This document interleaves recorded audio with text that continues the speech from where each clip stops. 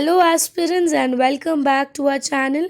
Let's have the Hindu analysis dated 20 November 2021. So, let's start today's discussion.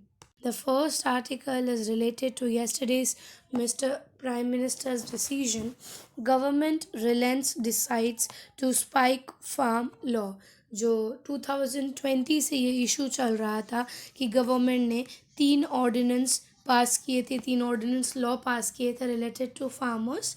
ठीक है, जिस पर इतना ज़्यादा प्रोटेस्ट हुआ, फार्मर्स सपोर्ट कर रहे थे, नहीं कर रहे थे, एक मिसअंडरस्टैंडिंग भी बिल्डअप हो गई थी। उस चीज़ को रिपेल कर दिया है, उस चीज़ को कैंसिल कर दिया है हमारे प्राइम मिनिस्टर ने। उनका ये मानना है कि ही इज़ सॉरी दैट वो फार्मर्स को कन्विंस नहीं कर पाए उस चीज़ के लिए।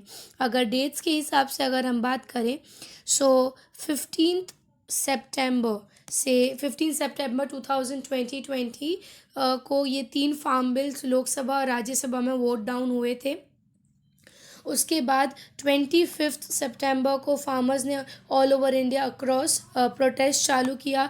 26 को जो हमारा शिरोमणि अकाली दल है, उन्होंने बीजेपी के साथ जो कोलिएशन गवर्नमेंट रखा था उससे क्विट कर दिया। उसके बाद 3 दिसंबर को गवर्नमेंट ने first round of talk farmers और गवर्नमेंट के बीच में रखाया गया था। देन 9 दिसंबर 2020 को फार्मर्स के लीडर्स ने अगेन गवर्नमेंट के प्रोजेक्ट्स या फिर प्रपोजल को रिजेक्ट कर दिया। और करते करते हमारा 22 जुलाई को लास्ट 200 फार्मर्स ने अगेन प्रोटेस्ट किया था। मानसून सेशन स्टार्ट हुआ था 22 जुलाई से तब। एंड देन 22 अक्टूबर को सुप्रीम कोर्ट ने ये बोला कि आप पीपल्स के राइट के अगेंस्ट कोई बिल ज़बरदस्ती नहीं ला सकते, so you have to cancel it. And therefore, जैसे आप सबको पता है, कल गुरु नानक जयंती था, तो गुरु नानक जयंती के दिन मिस्टर मोदी ने ये अनाउंसमेंट किया। PM Narendra Modi's announcement on the repeal of three continuous farmer bill came into nearly a year of restless struggle or protest by farmers, a brief time of struggle. So that was it. उसमें उन्होंने ये भी बोला कि prime minister Narendra Modi on Friday announced the repel of 3 continuous farm bill, assuring farmers group protesting against them for almost a year. In a television broadcast to the nation, Mr. Modi also announced the formation of a committee with representatives from the central and state government to look into the issues. उन्होंने दो चीज़ बोली। एक चीज़ जो बोली कि he will repeal the bill, उसके साथ ही उन्होंने ये चीज़ भी बोला कि रिपेल के साथ मैं ट्राई करूँगा कि फार्मर्स के सारे इश्यूज़ को एड्रेस हो सके और फार्मर्स के सारे इश्यूज़ सॉल्व हो सके। तो वो चीज़ भी उन्होंने बोली। I apologise to you my countryman that despite my government's good intentions there may have been something lacking in a tapasya the penance that we could not convince some of our farmer brothers of the intentions of this law which were as pure as the light from a lamp. ये उनके खुद के words थे farmers को लेकर। And दूसरी चीज़ इसमें बताई गई है that is about the organised dialogue. ठीक है, पहले की गवर्नमेंट ने ये मेजर्स लिए थे कि एक्सपर्ट्स और इन सबको लाकर प्रॉपर डिस्कशन किया जाए बिल को। बट इस बार उन्होंने सोचा शायद अगर हम फार्मर्स को कंसिडर करते या जब हम डिस्कशंस करते हैं उस टाइम पे फार्मर्स एक्सपर्ट्स या फिर एग्रीकल्चर के एक्सपर्ट्स को शायद उनके साथ एक प्रॉपर जो डायलॉग रखते हैं ऑर्गेनाइज, तो शायद ये चीज़ नहीं होता। उसी में अपोजिशन पार्टी ने ये भी बोला, a win for democracy says the opposition party. Non Congress state rule regional groups जो थे, उन्होंने बोला ये जो रिपेल है it is actually a victory of democracy. But कहीं ना कहीं उन्होंने बोला कि this also shows the lacking of centre. ठीक है, मतलब यहाँ से भी गवर्नमेंट की गलती बता रहे हैं, यहाँ से भी गवर्नमेंट की गलती है। Maharashtra chief minister mister Uddhav Thackeray urged the center to be careful next time it planned to enact such legislation and advised it to take another parties into confidence to avoid such embarrassment. उनका यही बोलना था कि अगली बार से अगर आप ऐसी कुछ चीज़ें करोगे, at least consider the opposition party, at least considers the experts, so that ये जो एम्बैरसमेंट आपको आज हुआ, सो दैट आपको ये अनाउंसमेंट करना पड़ा 1 साल के बाद, ये 1 साल हमारा वेस्ट नहीं होता।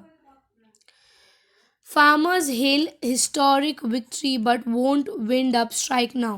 सो करेंटली ये बोला गया है कि उस बिल को कैंसिल कर दिया जाएगा। उस जगह पर वो लोग ट्राई करेंगे कि नेक्स्ट जो उन लोग के अभी पार्लियामेंट के सेशंस होंगे उसमें कुछ चेंजेस लाके ऐसे बिल लाने की ताकि फार्मर्स को मदद हो सके एंड सारे ही फार्मर्स इश्यूज़ को वो लोग सॉल्व कर पाए। That was the last words जो mister prime minister Narendra Modi ने बोला।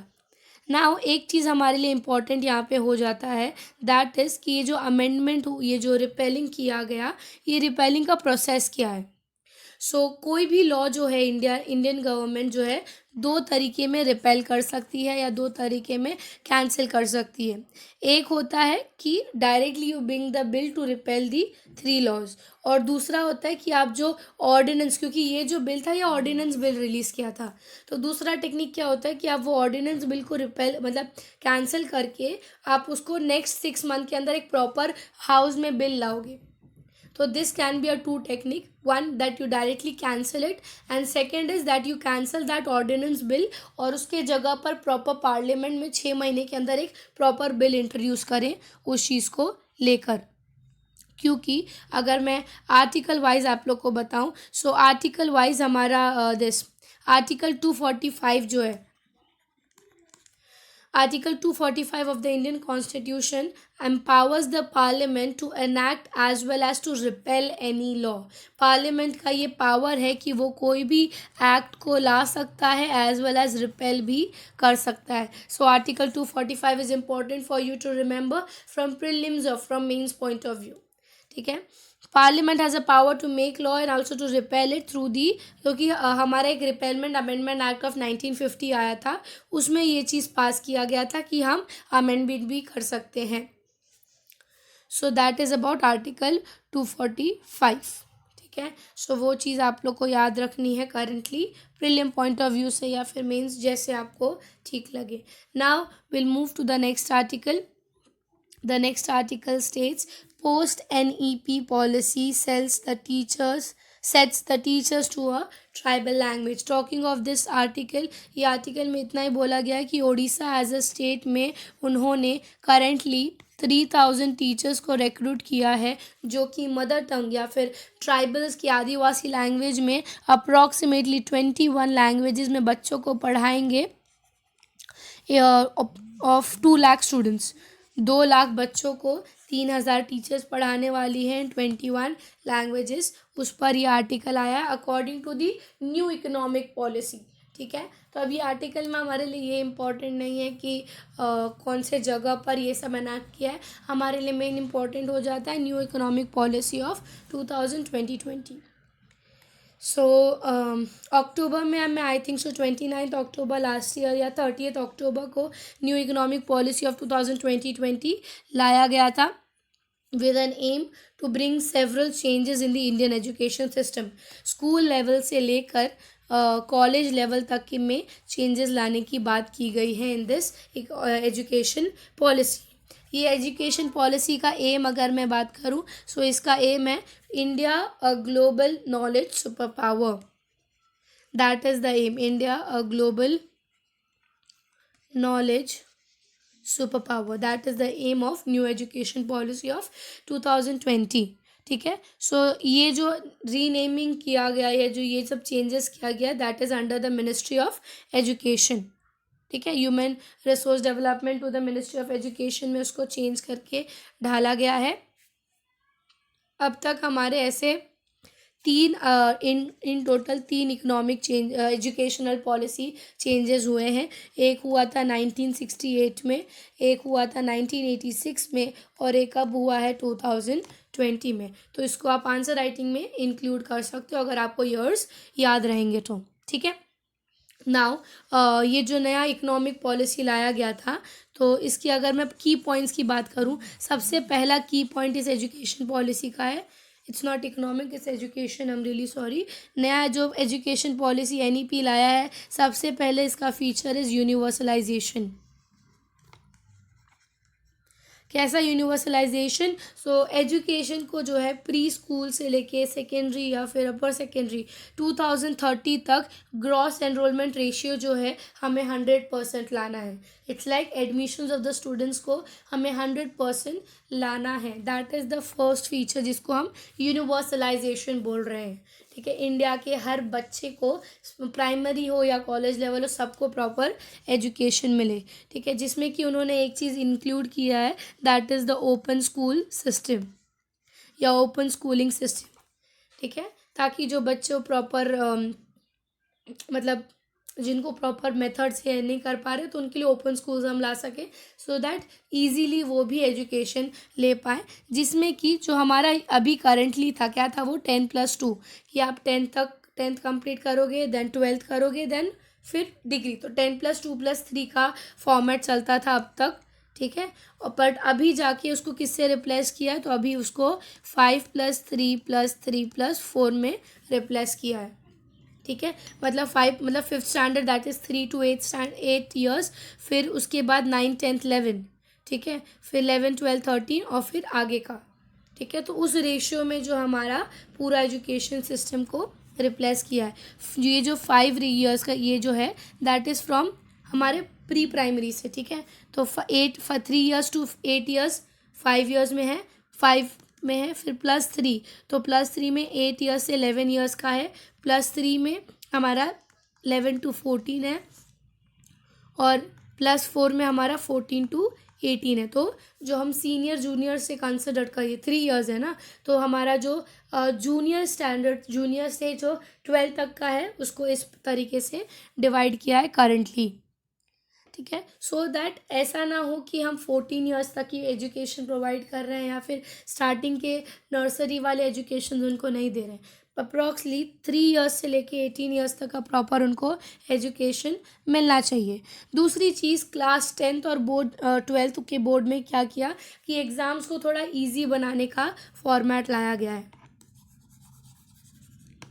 Third is class 10th and 12th को लेकर थोड़ा इजी किया गया है, और बच्चों को ये ये अलाउ किया गया है कि वो लोग एक साल में 2 बार वो एग्ज़ाम दे सकते हैं। जैसे कि हम बैकअप्स देते हैं, या फिर हम जो हमें सेट ये लगता है AT-KT लगता है कॉलेज में, वैसे ही तरीके में स्कूल्स में अगर इफ़ यू आर फेलिंग तो आप साल में 2 बार दे के at least you can move forward.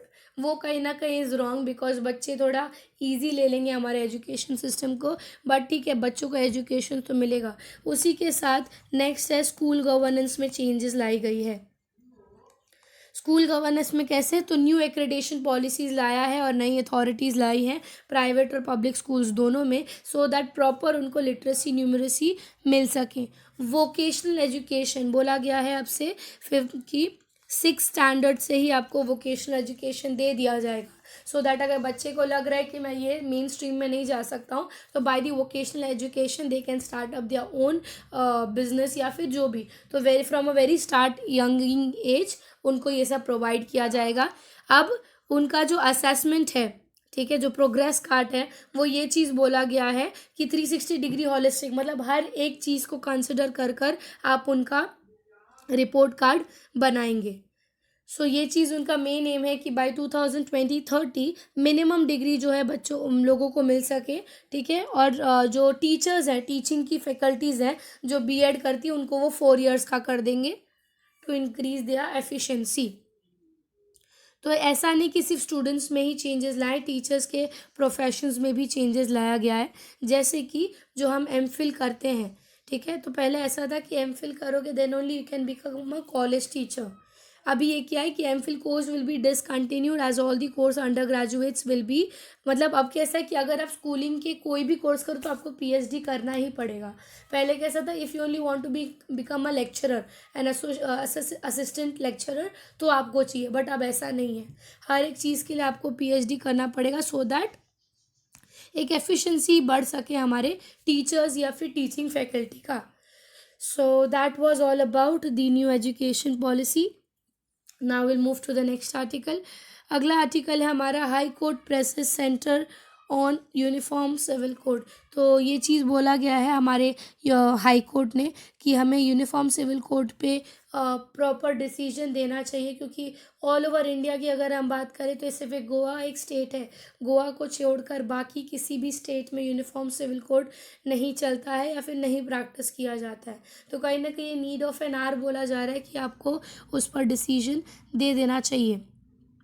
Starting from the Uniform Civil Code is a necessity and a mandatory required to today.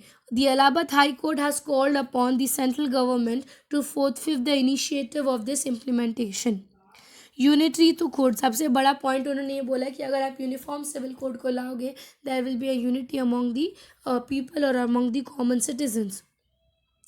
A common civil code will help the cause of national integration by removing the disparate loyalties of laws and by bringing the people together. ठीक है. सो अभी उस पर बोला गया कि supreme court क्योंकि आप डिसीजन दो कि एग्जैक्टली क्या करना है, because it is a need of an hour. लोगों के अंदर यूनिटी रहेगी अगर आप union civil code uniform civil code लाओगे तो. अब हमारे लिए इसमें इम्पोर्टेंट हो जाता है यूनिफॉर्म सिविल कोड, तो थोड़ा उसके बारे में भी जान लेते हैं कि यूनिफॉर्म सिविल कोड है क्या. सबसे पहले कॉन्स्टिट्यूशन के हिसाब से हमारा जो आर्टिकल 44 है दैट स्टेट्स कि हर स्टेट में जो है सिटीजन्स को इक्वल राइट सिक्योर हो सके, that is under the uniform civil code. इस आर्टिकल से हमारा यूसीसी का ओरिजिन है. So Article 44 states that the state shall endeavour to secure all the citizens a uniform civil code. Uniform civil code की अगर हम ओरिजिन बात करें उसकी,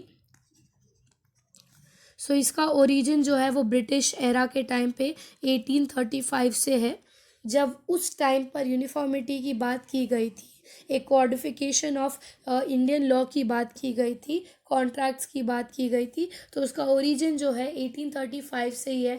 ब्रिटिश एरा के अंडर जब बात की गई थी we need a uniform law.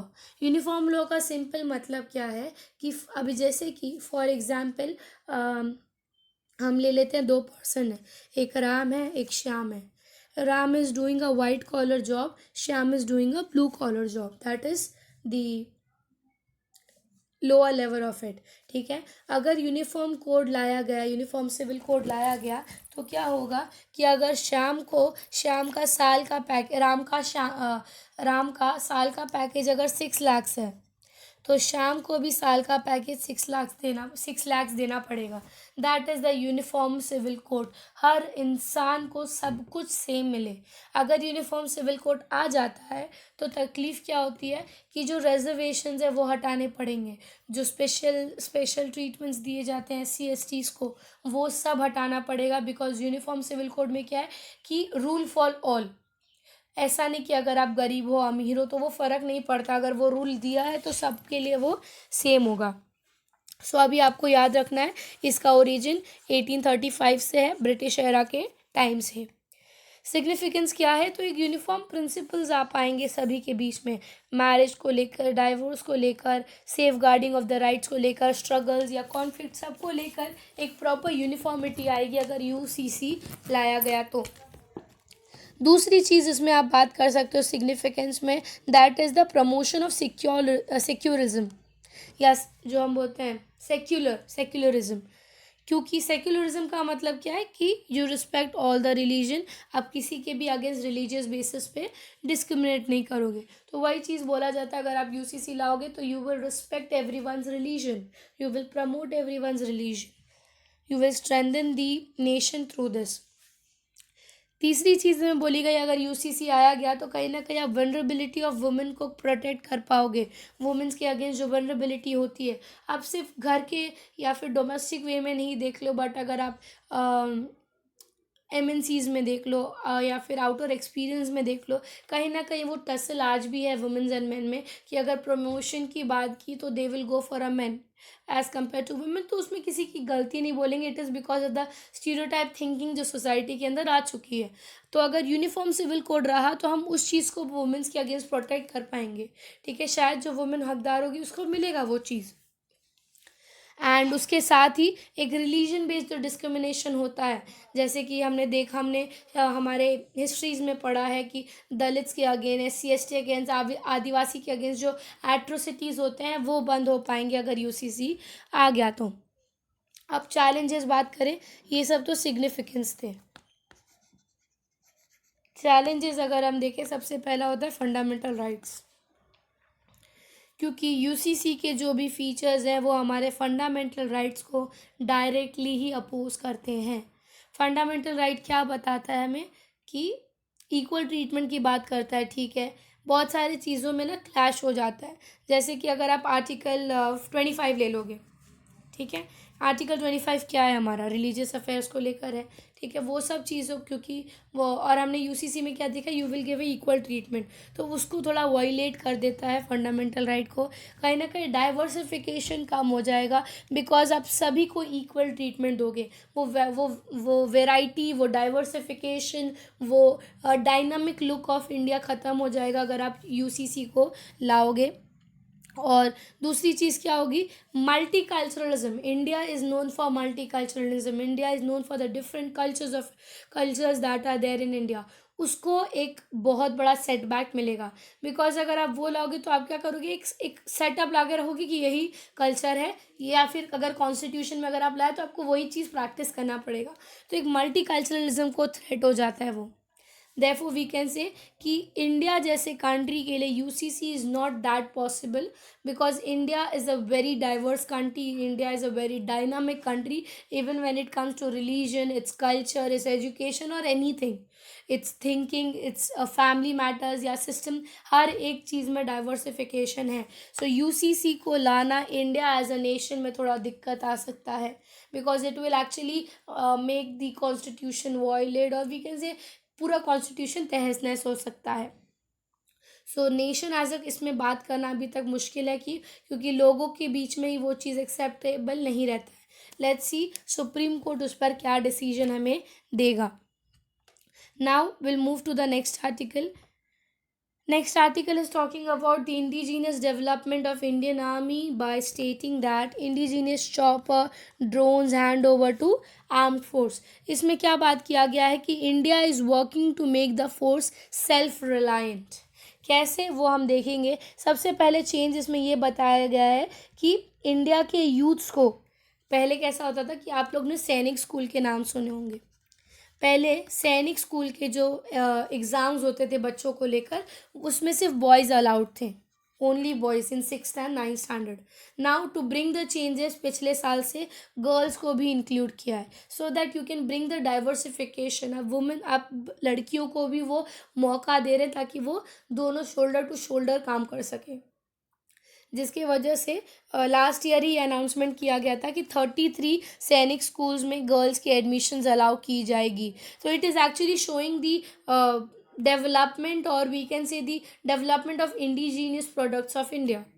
Self reliance की अगर हम बात करें तो इंडिया ने अप्रॉक्सीमेटली बहुत सारे आर्म्स इंपोर्ट किए हैं पहले के टाइम पे, रशिया से, US से, इसराइल से। अब जो है इंडिया आज जो है नई चैप्टर्स लिख रहा है। कैसे, क्योंकि बताया क्या गया है कि राष्ट्रीय रक्षा समर्पण भाव इन झांसी, वहाँ पर हाँ हमारे प्राइम मिनिस्टर नरेंद्र मोदी ने light weight helicopters, air drones और ये सब जो है या डिलीवरी दी गई है। तो ये एक सेल्फ रिलायंस का सिंबल या सिग्नल दिखाता है इंडिया के कंटेक्स्ट में। Today, year from Jhansi, a new chapter in India defense sector has been written. India's border will now be even more secure. He set the foundation stone for 400 crores project by Bharat Dynamic Limited for manufacturing of, क्या क्या बनाया गया, तो anti tank guided missile बनाई गई है। और उत्तर प्रदेश में आज़ादी का अमृत महोत्सव में ये अनाउंसमेंट किया गया था कि ऐसी चीज़ें लाई जा रही हैं। सो एक ट्विन इंजन जो हमारा लाइट वेट हेलीकॉप्टर है, 5 to 8 टन्स का कॉम्पैक्ट हेलीकॉप्टर बनाया गया।